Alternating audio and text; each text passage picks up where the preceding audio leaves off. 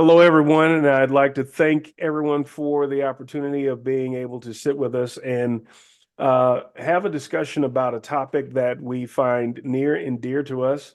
One of the key elements of what we are talking about in today's discussion is going to be investing in Africa. And the mining section is definitely a huge opportunity for investors around the globe to participate in. And one of the things that we wanted to do today is to introduce to you a group of individuals who are very well rooted into the mining sector in Ghana. And first and foremost, I'd like to take a moment to thank them for taking time out of their busy schedules to sit with us and to sit and talk and share information about mining in Africa, in Ghana specifically, and to make sure that we can provide some informative data that will allow everyone to understand exactly the wonders and the great opportunity that's available to them in investing in mines and mining in Ghana. So, first and foremost, I want to take a moment to allow every one of our guests here to introduce themselves, share a little bit about their background, and how they're related into the mining sector in Ghana. And let's start off with Sid. Sid, please feel free to introduce yourself. Charles, thank you, and we appreciate you taking the time and this opportunity. I've been in Africa since 2012, and I actually came on a mining platform. My background is aerospace engineering. I'm a former military officer. I graduated from Tennessee State in 1980. That kind of gives you a little bit about how old I am. I worked for ExxonMobil in the research and development area for about 11 and a half years. And since I've been in Ghana, I can tell you that one of the greatest opportunities in investing in Africa is mining, but it also comes with a variety of risk. And so I'll stop right there and just let you go forward and let the others be introduced. And Excellent. Thank you very much. Natasha. Um, Hi everyone. My name is Natasha. Um, I'm an employee of the National Investment Bank. This is the bank for the government of Ghana, which was incorporated in sometime March 1963 by an act of parliament. And it was actually the first development bank in Ghana. Um, in, Indeed, it was primarily established to promote and strengthen rapid industrialization, in all sectors of the Ghanaian economy. So this is a bank that is more focused on facilitating businesses that would drive economic development. That has been our orientation right from the onset. So this is the more reason we're embracing the whole idea. I work as manager for treasury sales. We manage the treasury of the bank. And so the more reason we've been liaising with Sydney, you know, when he made mention of the potential investments that we are likely to explore with the idea of the gold mining business.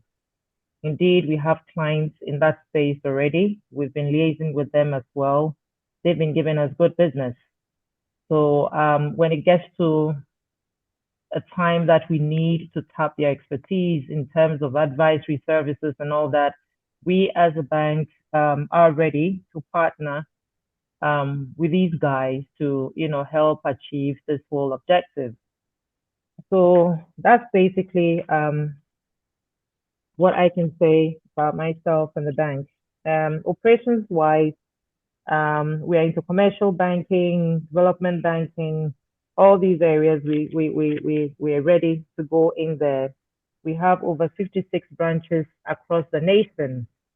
So irrespective of where we are looking to engage in any type of mining activity, um, we are likely to be, to have some presence there in terms of if we have to go outside the capital region.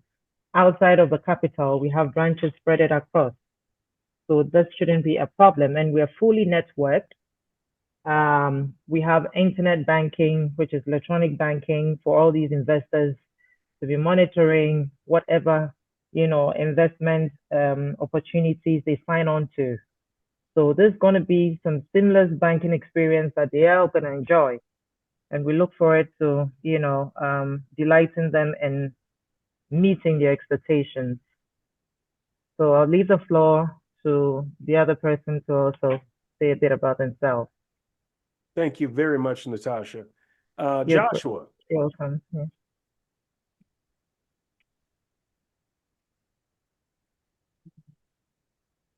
You're on mute. There you go. Yes, my name is Joshua Agbomak-Samuel. I'm the managing director of Water Marbles and Rocks Quarry Limited. Currently, we have two concessions. That is the quarry concession in the Volta region. Apart from that, we have an export license to export all the industrial minerals from Ghana to anywhere in the world. Currently, we are supporting some local miners who export their materials out of Ghana. As we discussed we are working in collaboration with Mr. Sydney. We have been in this mining business for over 10 years now in Ghana, and we have done a lot of exploration. We travel out of this country to Togo to explore some other business opportunities in the mining industry. What I would say is that in our industry, we mainly provide support service for the construction companies all over Ghana and part of West African region. We supply them our materials, which is the basis of building. When in West Africa, that is the crushed aggregate from the granite. Currently, we are in talk with a company from Turkey to secure some plants to be able to polish the rocks. So in future, we are no longer going to just crush the rocks and supply. No, we have to add value to it, which will become the polished granite, which is more expensive than the crush aggregate. However, with the Sogankope project, it's going to give us a lot of exposures, not only in West Africa, but beyond Africa, especially Europe and Asia. The Sogankope project will give us enough silica and river sand for us to be able to export out of the country. However, we need equipment, we need machines, we need logistics in general. And that is where we are very happy about this collaboration between your good self and then the NIB Bank, because I was telling Mr. Sydney that in our industry, it is not money we need. We need equipment to be able to be very efficient, because the equipment will convert the opportunities into money. When you give us money, but we don't have equipment, we can't move far. Therefore, we are very happy to be part of this discussion today. We will also make ourselves available for any other opportunity to meet again, to be able to delve very well into this business. Thank you very much. Thank you so much, Joshua, for that. And what I wanted to do was at least get into a few questions that would help highlight some of the elements of what is happening today. And maybe, Sid, you can share exactly what is the current status of the mining that's taking place today, be it silver or any of the precious metals, and what is your production? Well, I'll start out with, that Ghana has now become the number one producer of gold. and that says a lot. But we are also a country that is heavily indebted, and that it's kind of like an oxymoron when you measure how much gold to be number one in the world and to have a debt structure that we have. I think the thing that people should recognize is that production is done by a large enterprise, and those companies come in, and in most cases, they do their mining, they put it on a plane, and they fly it to the UK, the United States, and other points around the world, without the benefit of it impacting the social structure and even the GDP of the country. The program that we've been blessed with uh, through the grace of NIB, and I can't express that enough, is that we've got a system to mitigate the risk. And as Joshua pointed out, the primary objective for small scale and medium scale mining is equipment, and the proper equipment to ensure that we don't have the losses in EPA concerns and remediation of land, et cetera, et cetera. So under the current circumstances, we have alliances, and Joshua is, in addition to doing what it is that they're doing, our partnership with them is that they'll focus in 2024 on concessions, acquiring concessions in all aggregates, both precious minerals and, as he pointed out, construction materials. That will be a game changer for the economy, as well as create jobs, etc. And I think the real value of the partnership with NIB is the fact that, as Natasha pointed out, their mission at the onset was developmental, job creation, small business investment, all of those things that are necessary for an economy to thrive. So we've refocused. Right now, in our alliances, we have the capacity to deliver 12,000 kilograms of silver. And our focus is on industrial silver, and that's a relationship that we have out of Mali. And the discount, which people don't really realize, the guys that do the mining, even at the small and medium scale, they are as aware of the market prices of precious metals as the guys on Wall Street. So anybody that comes in this country and they try to get a 10%, 15% discount on buying gold, I can already tell them you're in for a situation that you're not going to like, because at the end of the day, it's not going to happen. If you want to get a return on investment, or to be able to buy these metals at a discount, you have to make an investment. And as Joshua was pointing out, that investment has to be in equipment. Then you can negotiate with the concession owner anywhere from 15 to 30%, because you're now taking it from the ground. The equipment cost, all of those things can be factored in. So, but that type of investment, you really need to come and kick the tires. You need to come visit Ghana. Our alliance with the bank will help them establish a business entity. They will set you up so that you can operate with all the right credentials to do what it is that you want to achieve. So if you think about it, now what I just said, if you're investing in gold or silver, and maybe the maximum discount you can get is going to be 5%, and that's somebody who is really working with you to give you that kind of discount, because it can be bought all day in Ghana at market rates of, discounted at 2%, 3%.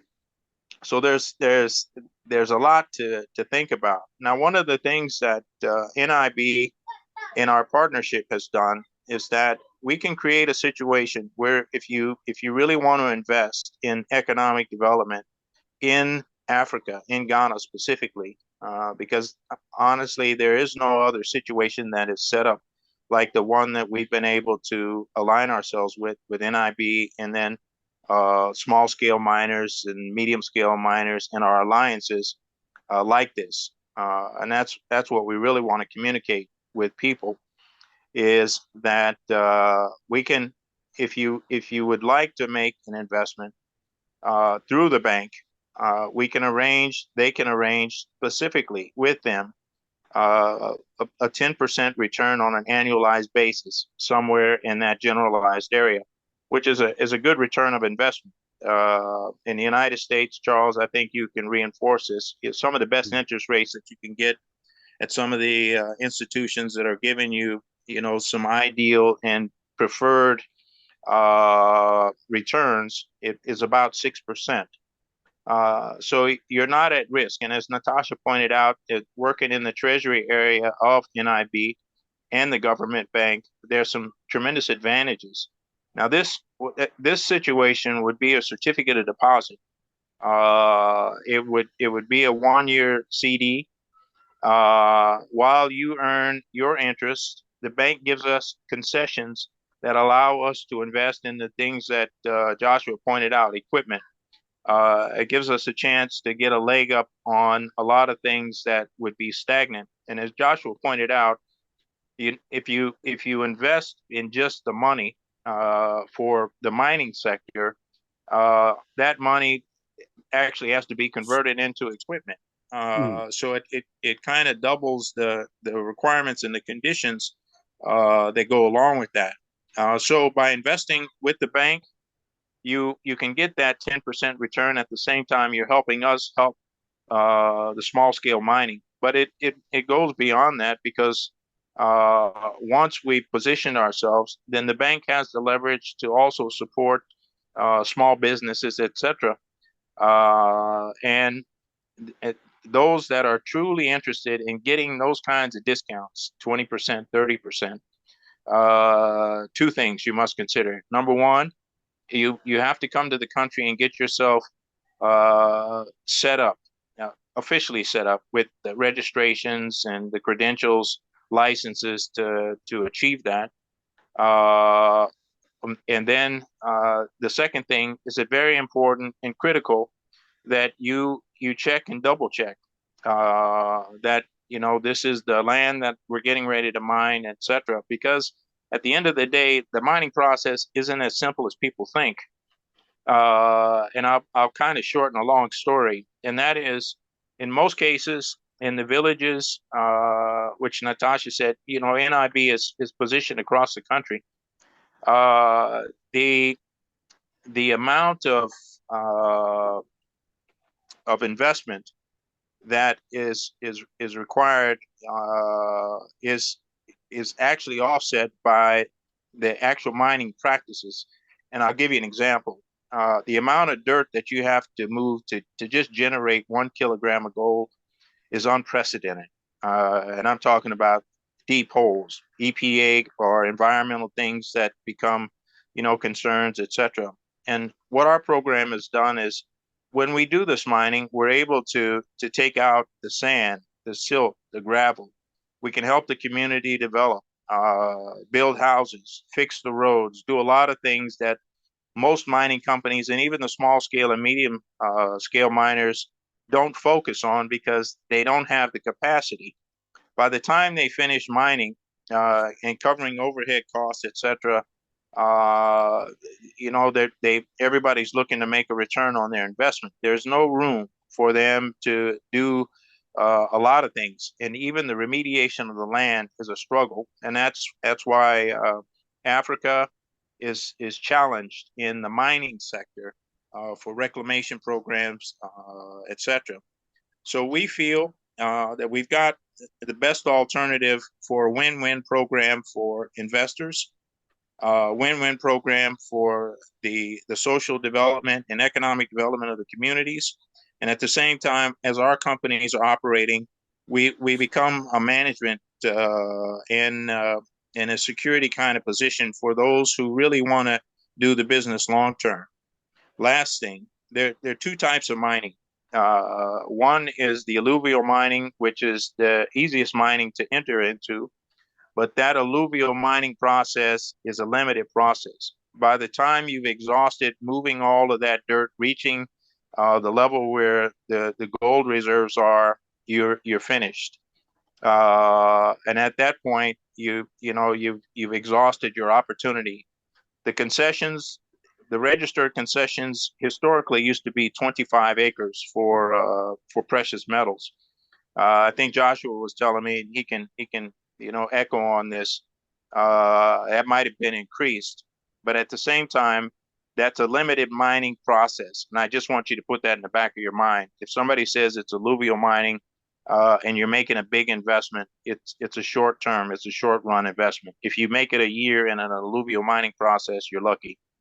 It's the hard rock mining. These are deep well, these are deep shaft mines. Those can last 10, 15, 20 years. And it just depends on mine management, safety, etc. All of those things that go along with that. So Charles, to get involved in the mining process in any place, especially in Africa, you should do your research. If you really want to get involved with it, the best way to start is to help us with our mining program, to help the small scale, medium scale miners expand their operations. Observe that. And then if you're interested in going to the next level where you can really earn the 10, 20, 30% returns, then you have an idea of how it actually operates. And I think that's the advantage I have being here for the number of years that I've been. You've seen the good, the bad, and the ugly. Yes. The bad and the ugly sometimes can be very bad, and sometimes can be very ugly. And trying to recover from some of that stuff, it is not easy, if at all. So we're pleased with what we've established. We honestly believe that we've opened the front door to a new paradigm in the way people look at investing in Africa. We've got the strength of the bank. And as she pointed out, it's a government bank. They're tied into the central bank. So it's, the transparency is there. Joshua gave you an overview of, some of the constraints that the mining sector faces, and it's mostly equipment based. And the oddity of this is there's plenty of equipment here in Ghana, excavators, front loaders, backhoes, etc. But it's a whole different approach when you have to buy that equipment, operate it, and try to recover from a return of investment, and that's where people lose. By the time you're making payments on equipment, and you're doing the mining, and sometimes it takes a minute, especially in the hard rock mining. So Charles, I hope I've just given you kind of a summary and an overview of the pros and the cons and the difficulties. But I can tell you without a doubt, the mining sector is the first foundation for the economy, and not just because the value that it has on an international market, but because of the way that we're looking at it from a secondary posture of being able to take sand, silt, and gravel, repair roads, build houses, etc. One last thing on the mining element. After we remediate the land, it becomes an ideal situation for agriculture, and I'm talking about new technologies and modernized farming, high yield farming, those things that really make a difference in a community. Irrigated farming, where we don't have to rely on seasonality for productivity.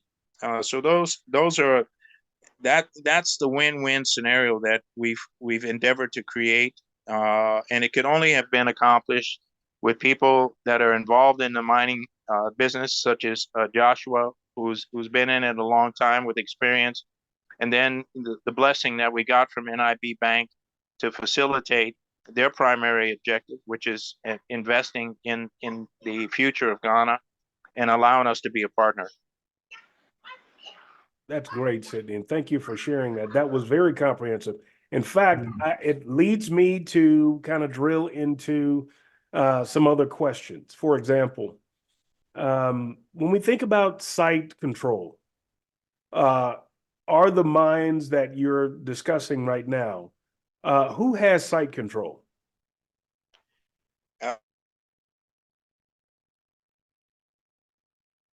It's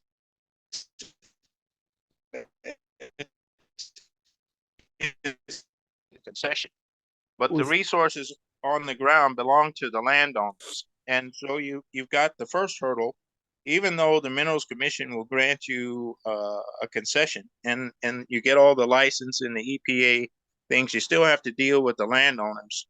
And if the person is growing some kind of agricultural product, you have to buy that and you have to compensate them, because what happens once you've done a mining project, you technically have destroyed their livelihood.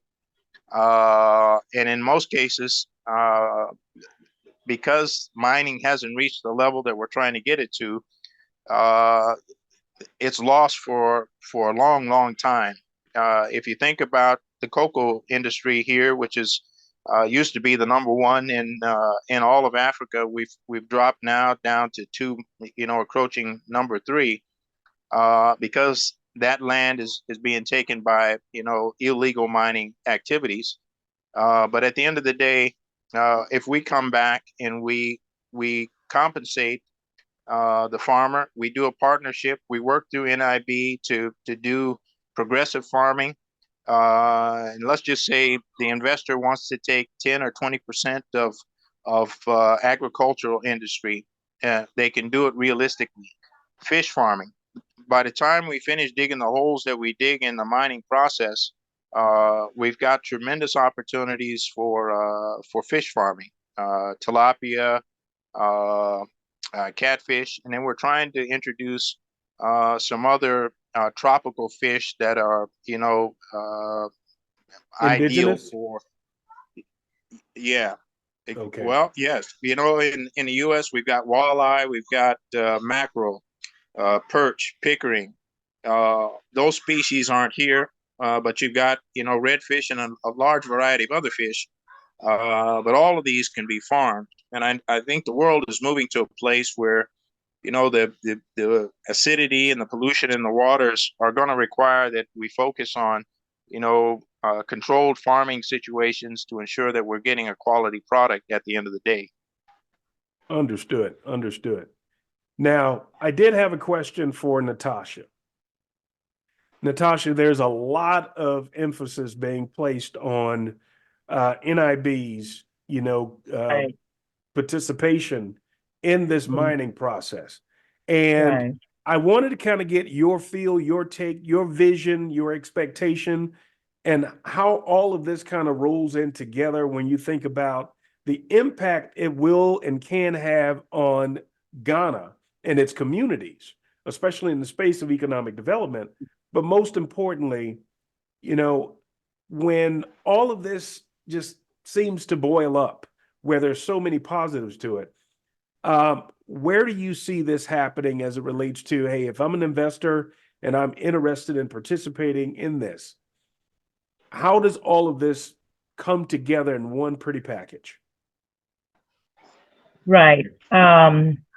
So, like I indicated earlier, we've had several engagements with Sydney, and we made Sydney aware that because we are a government bank, we're ready to partner in government institutions operating within the mining space, be it the regulatory framework, be it institutions, the grant approvals. We have the connect with all these government institutions. So in terms of any assistance that Sydney may need or anybody spearheading this whole program may need, we as a bank are willing to partner and help out. In terms of even the equipment that I think Samuel mentioned earlier, if we are going to have to even import the equipment from outside Ghana, the bank is ready to look at fees and commissions, give waivers, give reduced exchange rates to help the facilitation of all this just to ensure it happens. So these are all groundworks that we're putting in place. Discussions ongoing with the managing director of the bank, who is extremely excited about this whole thing. Good. and really ready to even join in one of our meetings so that y'all can hear from him. I mean, we're all very excited about this whole idea, and we're willing to ensure that in whichever capacity we could help as a bank, we will step in and help to the point that even the investors that are likely to come into Ghana, we're ready to partner the agencies that will be providing them with the Ghana card residential status to help in the opening of accounts, because without that, you cannot open an account in Ghana. With all this, we are getting approvals from the top level, and all this is because we are a government bank. This is not to denigrate other private banks who are equally struggling in the same space we're operating in, but I'm just trying to let you guys know that we have some level of opportunity, when it comes to partnering government to champion such projects. I equally mentioned that in areas where there will be mining, we have branches across the country, nationwide. So anything we intend doing bank-wide, even if I'm not there as Natasha, I'm liaising with whichever branch manager is on site. Account opening, you don't even need to bother yourself coming to the bank. We're coming to your doorstep to have all these effected for you. So that's the assurance you have. And we believe that with all these conversations going on with MD's, involvement, and a few other heads of, agencies in the government space that are also connected to this whole thing we're going to be doing, we would have this thing, executed successfully without any hitches at all. Basically, we believe that this whole agenda would contribute to economic development of this nation. And we have that track record, undeniable track record. And so we are very welcome to this whole great idea, and we welcome every potential investor that chooses the National Investment Bank as their first point of call in terms of banking. Oh, that is great. Now, what about commercial banks? I mean, because you mentioned you're a governmental banking institution. Would you be working directly with, general consumer banks or commercial banks? Yeah. So we are into commercial banking, development banking, all these two big areas where our focus really is. For the commercial banking, especially for investors that are likely to be coming on board, we have international banking. When you talk about the commercial space, we have international banking where if they want to transfer monies back abroad, we facilitate all that. And we're also looking at not giving them the board rates and commissions, or the board fees and commissions. We are looking to give them some discounts in terms of almost every transaction they are looking to do in terms of international banking transactions. So we are looking at opening foreign currency accounts for them, foreign exchange accounts for them, homebound accounts, trade finance. Currently, we are not doing that. I think that's at the management level. Inward and outward transfers, remittances, we are all very active on there. And then for the treasury services and investments, we do the bills, the treasury bills, we do call deposits, we do fixed deposits, we do fund management, all of these products, we do. And for small and medium enterprises, we have the special banking, approach as well. So we have SME, we have the deposits and savings, we have short-term loans and overdrafts for them. We have advisory services, we have expert personnel who are very knowledgeable in that regard, who would be providing us with all these advisory services. So I'm assuring you that we don't have any problems at all. For corporate banking, we engage in institutional deposits, corporate deposits, short to long term loans, but that's only for government workers. So I'm sure that may not be applicable to you, but like I'm saying, everything is workable. I mean, this is a special, dispensation we're in now. So things that we are not even into, if that could be, designed to suit your needs, this is what we're considering to do. So you have all of our assurances. Retail banking is equally there, where individual investors who want to manage their private individual accounts, we could do all these for them, set them up on the internet banking, do banking from the convenience of their homes without even having to come to the banking halls. But of course, they would have relationship managers who will be managing the account for them. They could call them 247. So these are the assurances we're giving you. And then when it comes to our correspondent bank, because you're likely to be making transfers offshore or receiving transfers from offshore, we have correspondent banks. Mainly, we are using the Standard Chartered Bank with presence in New York, London, Frankfurt. We also use the Ghana International Bank, this in London, and then the Bank of Beirut, also in London. So these are main correspondent bank, and in a good time, we're going to share the coordinates with you guys. Yes. Whoever is interested, we're going to share all these information with you. And if you have any challenges whatsoever in understanding anything, I mean, I'm always available. My number is out there. Anybody can reach out to me and we'll clarify things clearly for them. Outstanding, outstanding.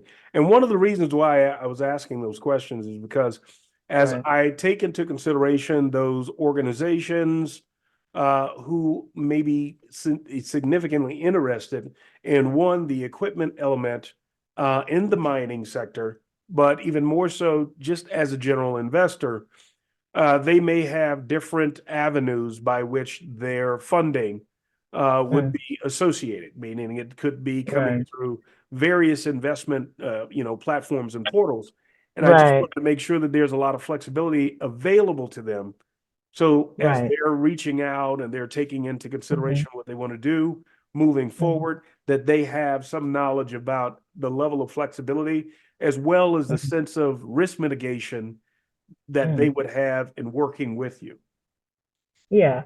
So indeed, like you've rightly indicated, there's going to be a thorough appraisal of the entire, project. I Yes. mean, we won't just get up and just jump to it. We need to do some background checks, proper due diligence, you know, um, proper appraisal to ensure we're getting the right things done. We don't want to have issues with government violating any regulatory laws here and there. So wherever we are going, initially, talking about the importation of the equipment, I was going to suggest, I mean, if it's going to be too expensive, going right into the importation of the equipment, there are established businesses here, established entities here that provide all these services at fees, agreeable by parties, either between your good self and the existing organization. And these are top high ranking people in this society I'm talking about. So in a good time, we got to put all these guys together Yes. so that we know who to call at any point in time to have things happening. So we want to do mining. We need a little advice on what to do. We know the person to call. I'm sure Sydney is already in touch with quite a few of them. So Yes. yeah. So the more the better. You can never tell, So this is what we're gonna do. We're just gonna make sure, even if it means the equipment will need to rent or lease or whatever, there are institutions set up to equally do that. So we probably might have to look at several options, as Yes. much as reducing our initial costs and maximizing the returns. So because Yes. any rational investor is looking at maximizing the return on their investment. So the bigger the investment, the better for them, isn't it? I wanted to see, is it okay that I share a document that that I received, Sydney, you had shared with me? to just kind of give everyone a sense of exactly what that investment structure looks like. Can you see my screen? Yeah, I have the same document. Yeah, Yes. but let me also qualify the the the top portion of this document talks about the gold and silver discount, and as I shared with you, the uh, the capacity for the silver currently is 12,000 kilograms a month.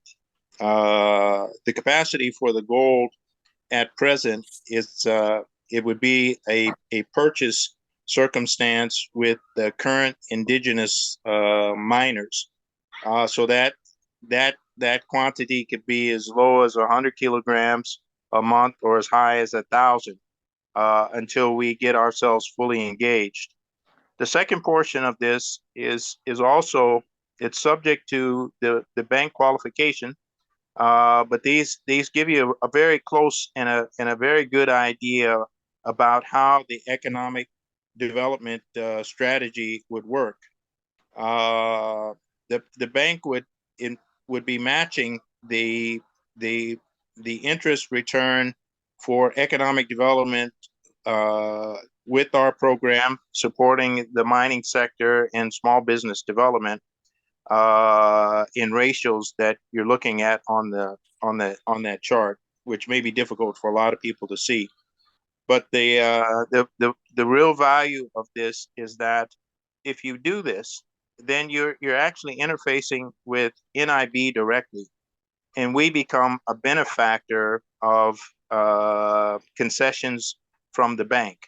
So not only are you helping yourself, but you're helping our economic development program, and it those dollars will go a very, very long way. The bottom section of this, I think Natasha pointed it out earlier. You know that we're still in the framing of the approval elements, and that's the safekeeping of precious metals.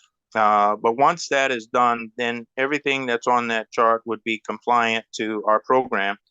And if even what we're able to show you here, I can tell it's a milestone. And as I said in my earlier dissertation there, that it's a win-win for anybody that is involved. And our primary focus is economic development. But at the same time, as you pointed out, Charles, risk mitigation. Yes. This one, you know, that they can work directly with the bank. The contract is directly with the bank. Yes. So not only are you helping yourself, but you're also helping us. Yeah, because also from the bank's perspective, we have a head of risk who, oversees the entirety of any project that is coming to the bank. They launch out a full appraisal of any project, identify the risks thereof, and find ways we could mitigate those risks. So, I mean, we are all covered in this. Outstanding. Outstanding. And I wanted to make sure, if nothing else, that, with so much being discussed and outlined and what you guys have really just laid out, I mean, honestly, this is just phenomenal information. And so few individuals have the privilege or the opportunity to even have any involvement in mining. So one of the core questions that I do have, and I want to make this one fairly simple, and this is something that I believe Joshua, you or Sydney may be able to address. When we start looking at processing, are we looking at raw material, raw metals, or are we looking at the bullion itself? So are we talking the investors would be involved in the raw material or in the finished product? I'll start, but Joshua, you can jump in anytime. If you're looking at the investment at the financial contribution of the mining concession, that's always going to be raw material. But you as a partner, we have refineries here in Ghana that will give you the 999 result that you want to put on a plane and send back. Or you can take that, we would call it Dury bars, and send it to your own refinery, and have them do that process. Anything that we would be exporting, it would be under 999, and then it would be assayed to confirm that what you bought is what you're getting. And how much over spot is that? Say that again. When you consider the pricing, is that, is there a certain amount over spot price? Well, no, they gold runs real close to whatever you're looking at the charts and Yeah. whatever the guys on Wall Street are saying. That's why I was saying anybody who thinks that they're going to get a bigger discount than 5%, there's something wrong somewhere. Yeah. But the way to get that discount is to participate in the mining process in Ghana, and then that goes back to what Natasha was saying. The agencies, and that's what Joshua does well. The relationships that we have with the Minerals Commission, he's in and out of there every day. EPA, same thing, and all of those are part of that mining circle. And you have to check all those boxes in order to do what you need to do. And I think it's and Joshua, you can jump in here anytime. It's probably going to get even more refined and more deliberate, just because of the history of mining in Ghana and the impact it has on EPA and the negative impact it has on social development and economic development in the regions where mining is being done. Mm. That is. And then again, Charles, I was going to say that from our treasury space here in the bank, we Yes. deal with a lot of gold mining companies. So we equally have a database of those who are already into mining, who are licensed and accredited by the Precious Minerals Commission. So just in case you want us to share that database with you, we could speak to them. So let them know that we are equally projecting them to some investors who are looking to come into Ghana. I don't know if that works for you. Yes, it does. Thank you. That is very good. Okay. Well, what I wanted to do was take a moment now, because we're talking about site control. We've talked about the areas of investment. How many mines are we looking at? Is this one mine, or are there multiple mines that you're targeting? How widespread is this? Well, the one of the Joshua and I, we began this discussion about a year ago. Under Motherland Minerals, the objective is to also help the small and medium scale miners. What happens is they go through the expense of registering the concession, but due to those fees and requirements, and Joshua can tell you firsthand, they're not small fees. You may have a concession, but to put it into play or to put it into operation, that's where everybody falls short. And here in Ghana and a lot of other places in Africa, we call it illegal mining. You get people who just resort to the fact it's too much to go through the registration process. It's too long. It's not an easy process, and I'm waiting for Joshua to chime in here because he's been able to navigate very well through the requirements and has built a relationship with the Minerals Commission, because at the education, the school of hard knocks is very expensive, and at the end of the day, we are now trying to step up and give people the advantage of our history and that experience so that they know how to get through it. And then some of the the dividends that we're talking about, we will be registering the concession. So when you said how many, we have alliances with the Small Scale Mining Association. So we have access to those who are really in a position of opportunity, not just for themselves, but for us and investors to help them put their minds into play. The real benefit for us, so the real short answer to your question is that company, that's all they're going to do is acquire concessions, joint venture with the concession owners.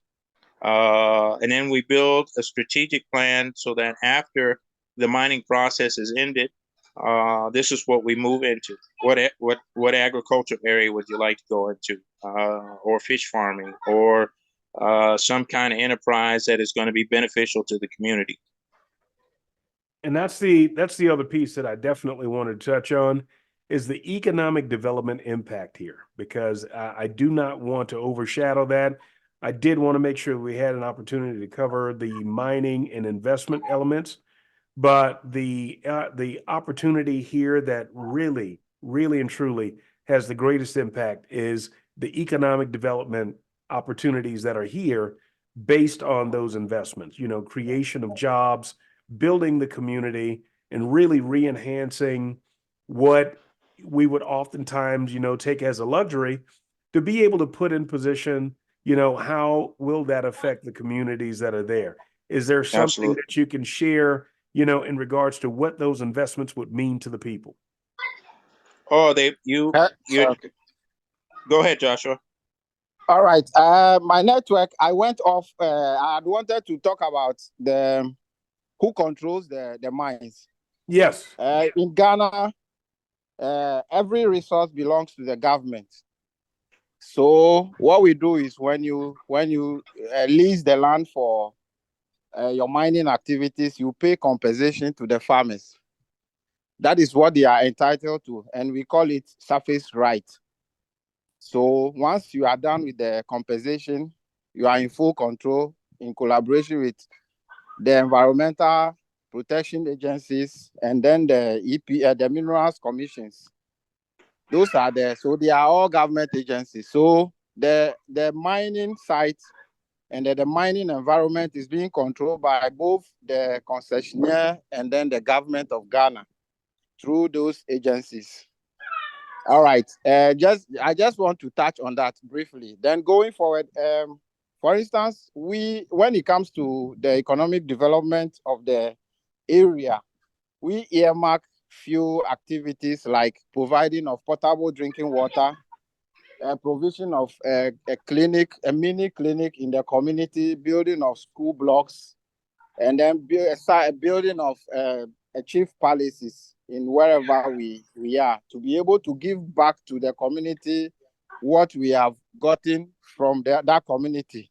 Secondly, the road network. Most of the mining areas, the road networks are challenged. So when we are working over there, your activities will impact positively because you are going to work on the road from wherever to the mining site. And those villages around will also benefit from whatever you are doing. And employment, currently, depending on the month of the year or the weather, I can tell you that we are providing about 700 indirect jobs in Ghana for the drivers, for the miners, and then for the entire, that is on a daily basis.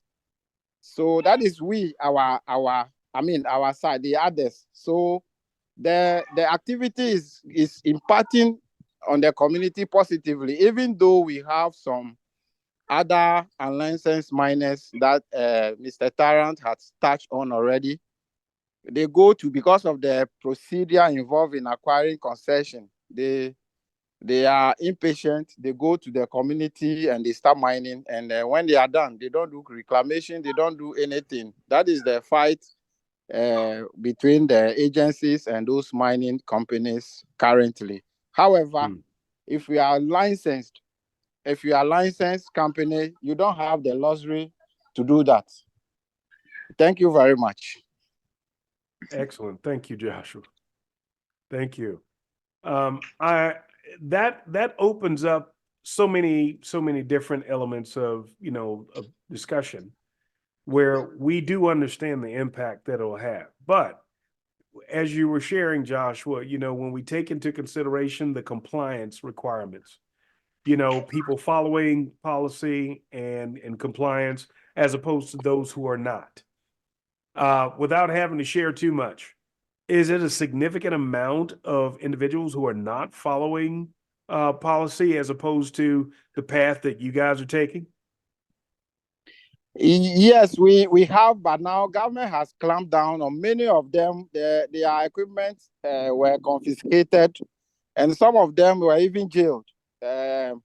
Recently, a Chinese national was jailed, a lady who broke the mining law. She was given some few years to serve behind bars. So government has clamped down, and government continue to fight against those illegal miners in the country. Yeah.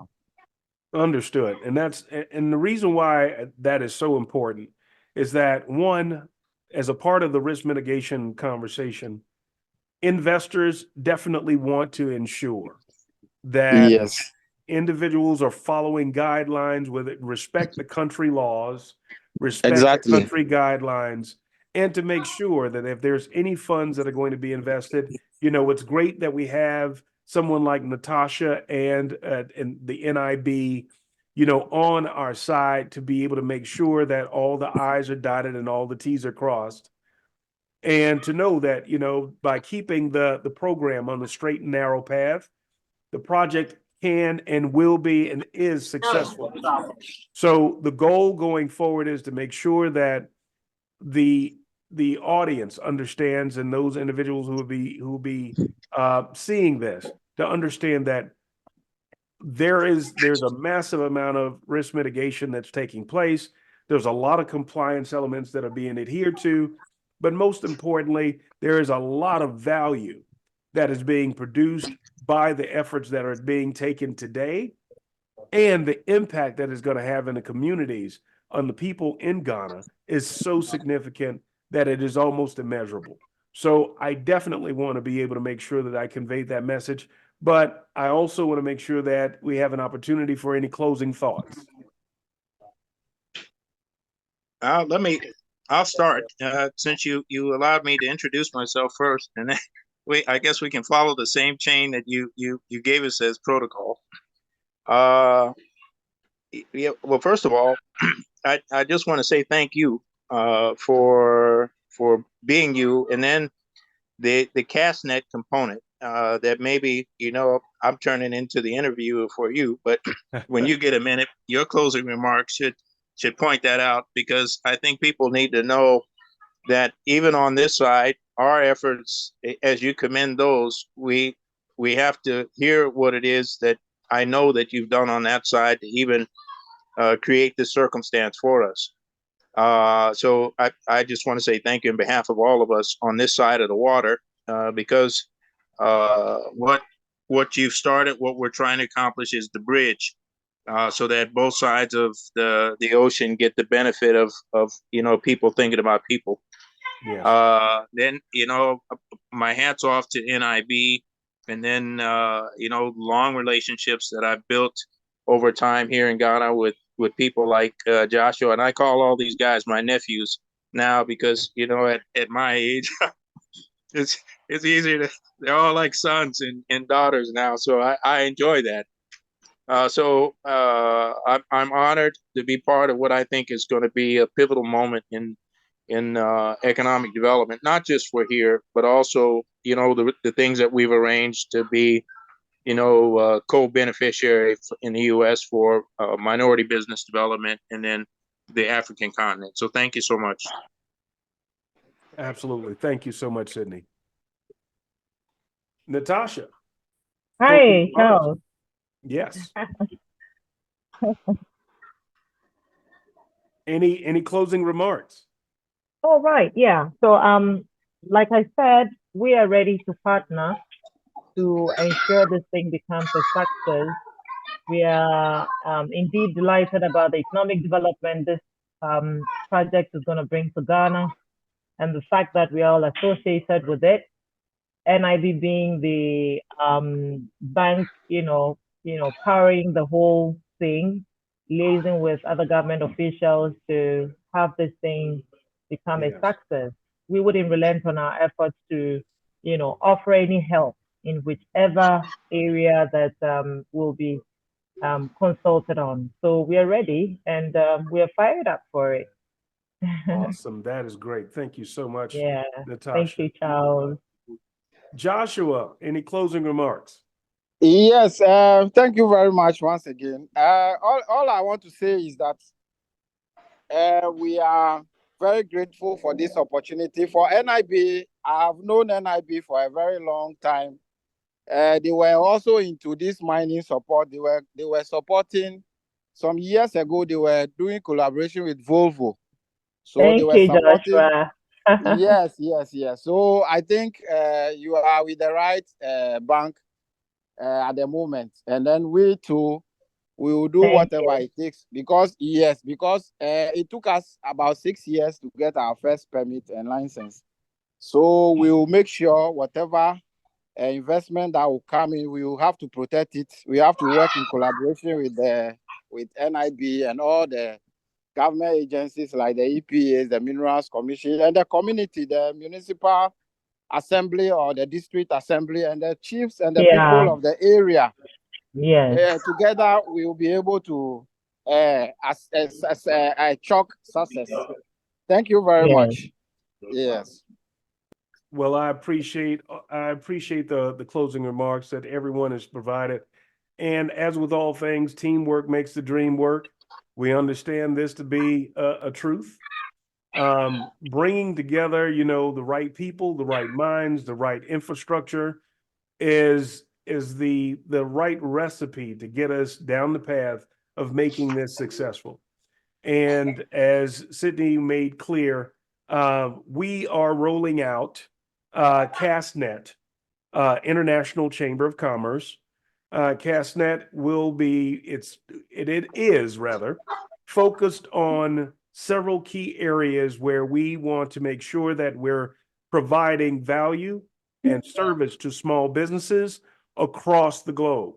Our main focus is going to be in areas just like what we're talking about now. CastNet represents construction, agriculture, supply chain, technology, natural resources, energy, and textiles. CastNet. And the intent behind this is that we want to create, our goal is to create this network to allow small businesses abroad to be able to connect, do business with, as well as create an economic development trade route where they can do business with one another. We understand that corporations do a significant amount of work in various regions of the globe. We do not want small businesses to be left out of these opportunities. A large portion of what we're talking about now with these smaller mines, many individuals who are out here now do not have the privilege of investing in the mining sector. This conversation can be the catalyst to allow individuals who are oftentimes not left in the conversation to have a portion of a conversation and a voice in the mining sector, in the construction sector, and to also start looking at regions like Ghana as a very strong trade partner. And so by having this discussion and helping everyone have a better understanding of what you do there and the strength that you offer and provide and have shared, this gives people a better understanding, but also a better sense of how they could start looking at not just where they invest today, how they invest today in their current commercial markets, but looking abroad and how they could start seeing how they can make an impact, but how that impact can also affect them as well. So the goal here is getting the information out to the public, let people make their own decisions, but understand, get the information from the source, not necessarily from the media.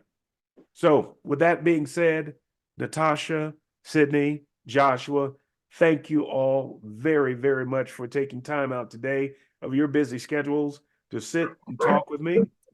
And we look forward to future discussions with you. Thank you, Charles, for the opportunity. Have a great day. Have a great weekend. We started our weekend already. Yes, we did. That's right. All right, getting there. bye-bye, All bye-bye. right. Bye. Bye. Take Bye. care, Bye-bye. everyone. Bye bye. Okay. Bye.